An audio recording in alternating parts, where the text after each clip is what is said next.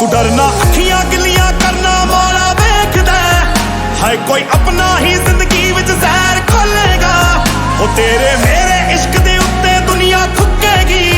जमाना पत्थर मारेगा ते गंदा बोलेगा तू फिर भी आखिरी